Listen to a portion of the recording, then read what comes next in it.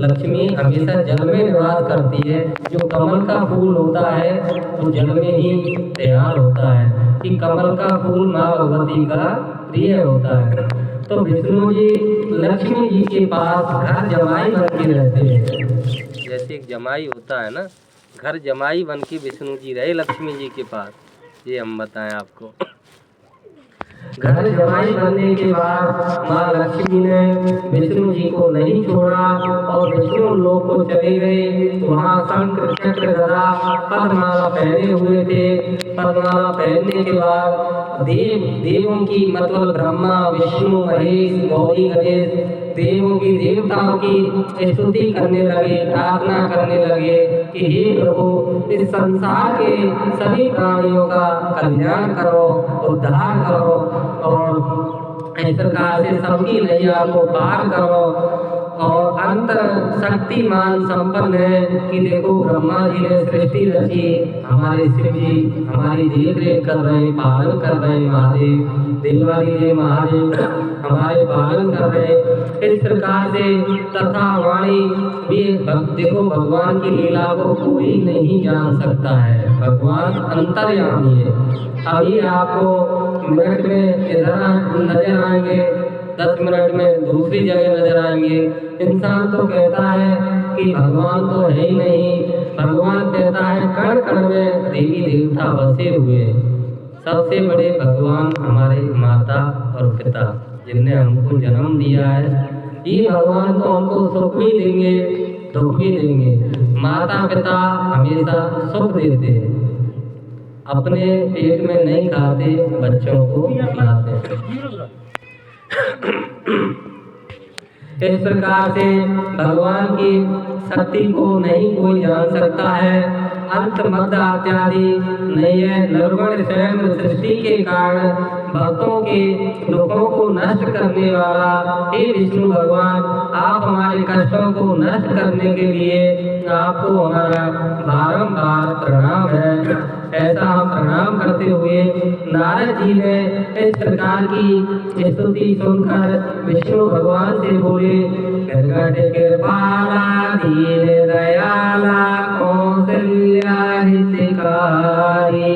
भगवान विष्णु जी बोल रहे कि हमने ऐसी स्तुति सुनाई, ऐसी संध्या वंदन की, ऐसा जाप किया भगवान नारायण जी का, नारायण जी प्रसन्न हो गए। सर्वश्रेष्ठ मन में भगवान कहने लगे कि हे भक्त हे प्राणी, आपके मन में क्या है, आप क्यों संकोच कर रहे हैं कि कोई भगत अपने अंदर की बात को नहीं बताता। भगवान कहता है इंसान के सामने इंसान अपनी परिस्थिति नहीं बता सकता, पर इंसान भगवान के सामने अपनी परिस्थिति बतानी चाहिए। भगवान के सामने हमने कोई शर्म नहीं करनी चाहिए। लोगों को बताएंगे तो लोग हंसी उड़ाते हैं, भगवान के पास बताते हैं तो भगवान हमारा कल्याण करते हैं। भगवान कहते आप हमारे सामने कोई छिपाप नहीं करना है, आपका किस काम के लिए आगमन हुआ है। भगवान कहने लगे आप हमारे दर पे आए हैं, इस दर पे बिगड़ी हुई तकदीर बन जाती है। आप हमारे दर पे आए हैं, आपने जो मांगना है, आपकी जो कामना है, आपकी जो श्रद्धा है, आपकी जो भक्ति है, आप हमारे चरणों में उपस्थित कर दीजिए। फिर हमारा काम है हम आपकी कामना को पूर्ण करते हुए आप संकोच मत करिए। तब नारद मुनि बोले मृत्यु लोक में सब मनुष्यों को अनेक योनियों में पैदा हुआ करते हैं, अपने अपने कर्मों के द्वारा अनेक प्रकार के दुखों से दुखी हो रहे हैं। भगवान कहते हैं किसी के सुख को देख के दुख मत प्राप्त करो, किसी के दुख को देख के किसी की मजाक मत उड़ाओ। आज हमको दुख हो रहा है, कल किसी और को भी होगा। इस दुनिया में जीते जी जितना हो जाए किसी की मदद करो, किसी की भलाई करो। यही सत्यनारायण भगवान ने कहा है कि धन दौलत माल खजाना सब नहीं रह जाता है।